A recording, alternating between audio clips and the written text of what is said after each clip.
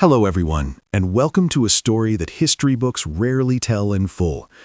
Today, we're diving into The Forgotten WW2 Soldier, the true inspired account of Private Elias Thompson, an ordinary young man from a small Midwestern farm town in America.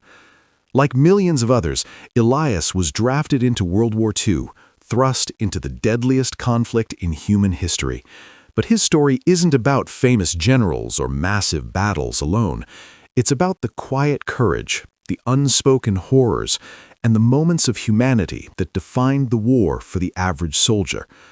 This narrative is drawn from real, lesser-known veteran accounts, stories of men who survived D-Day, the hedgerows of Normandy, and the frozen hell of the Battle of the Bulge, but whose names never made the headlines.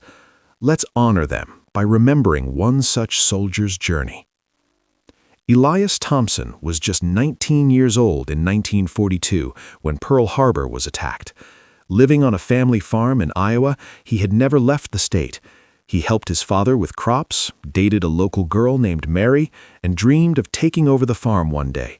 But like so many in his generation, duty called. In early 1943, Elias received his draft notice. He reported to basic training at Camp Walters in Texas. There, he learned to fire an M1 Garand rifle, march for miles with a heavy pack, and dig foxholes under simulated fire. Training was brutal. Instructors yelled constantly, pushing recruits to their limits. Elias wrote home, "It's tough, Ma, but we're all in this together. Tell Mary I'll be back soon." He was assigned to the 29th Infantry Division, a unit that would soon become legendary, though Elias had no idea what awaited him.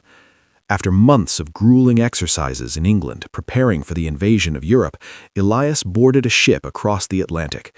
Seasickness hit hard, but the camaraderie with his buddies, guys like Johnny from New York and Bill from California, kept spirits up. They joked, played cards, and shared fears they dared not voice aloud. June 6, 1944, D-Day, the day the Allies launched the greatest invasion in history. Elias's unit was assigned to Omaha Beach, the bloodiest sector. As their landing craft approached the shore, the ramp dropped and hell unleashed. Machine guns rattled from German bunkers atop the cliffs. Mortars exploded in the water. Men around Elias fell before they even touched sand. "Keep moving! Don't stop!" shouted the sergeants. Elias hit the beach running, water up to his waist, rifle held high. Shrapnel whizzed aft. He saw friends shredded by bullets. One buddy, just 18, took a hit and screamed for his mother. Elias dragged him to cover behind a hedgehog obstacle, but it was too late. Miraculously, Elias made it to the seawall. From there, his platoon pushed inland, clearing bunkers with grenades and bayonets. By day's end, thousands lay dead on that beach alone. Elias later said in a rare interview, "I don't know how I survived. It was luck, prayer, and the men beside me." This was just the beginning. The forgotten part of D-Day, the sheer terror felt by ordinary soldiers like Elias, who weren't heroes in movies. They were scared kids doing what they had to. After securing the beachhead, the Allies pushed into Normandy's bocage country, thick hedgerows that turned every field into a deadly ambush zone. German snipers hid in the bushes. Tanks couldn't maneuver easily. Elias's unit fought village by village. In one fierce battle near Saint-Lô, they were pinned down for hours. Elias volunteered to crawl forward with a Bangalore torpedo to blow a gap in the hedgerow. Bullets kicked up dirt around him. He succeeded, allowing his platoon to advance, an act that earned him a Bronze Star, though he never talked about it much. Food was scarce, K-rations and whatever they could scavenge. Rain turned everything to mud. Lice infested their clothes. But moments of humanity shone through. One day, Elias's squad liberated a French farm. The family, starving under occupation, shared their last cheese and wine.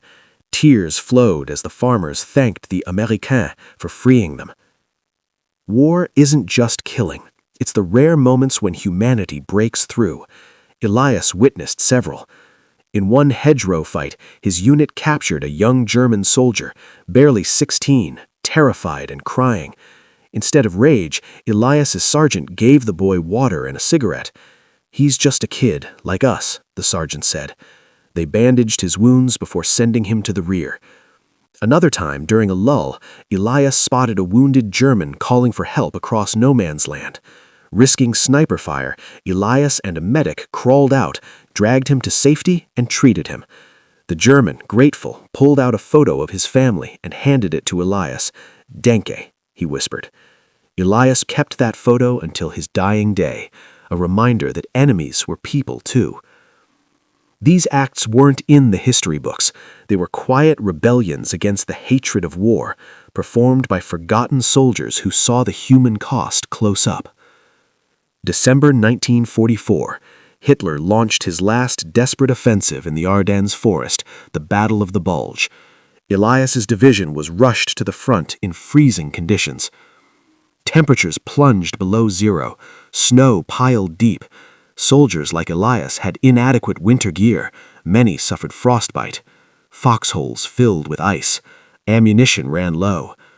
Elias manned a machine gun nest, firing until the barrel glowed red. In one night assault, waves of Germans charged through the snow.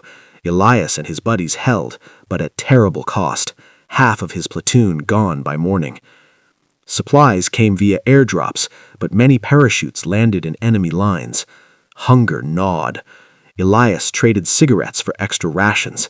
In the deepest cold, soldiers took turns sleeping under running jeep engines for warmth. Elias was wounded here, shrapnel in the leg, but refused evacuation until the line held. His actions helped stem the tide, contributing to the Allies' eventual victory in the Bulge, the war's turning point in Europe. As spring 1945 arrived, Elias's unit pushed into Germany. They liberated concentration camps, scenes that haunted him forever. Emaciated prisoners, mass graves. "We cried," Elias later recalled. "How could humans do this?" One prisoner, a Jewish man, hugged Elias and said, "You gave me back my life." Elias helped distribute food, careful not to overwhelm the starving. VE Day came in May, victory in Europe. But for Elias, joy was muted. So many friends gone. He boarded a ship home, seasick again, but dreaming of Mary and the farm. Back in Iowa, Elias married Mary, raised a family, and farmed quietly. Like many veterans, he rarely spoke of the war. Nightmares came, but he buried them. He passed in 1998, one of the last of his generation. Elias Thompson represents millions of forgotten soldiers, not aces or commanders, but the grunts who endured the unendurable. Their stories remind us freedom isn't free. It was paid by ordinary men in extraordinary times. Thank you for watching. If this moved you, share Elias's story. Like, subscribe, and comment below. What's your family's WW2 story? Let's keep these memories alive.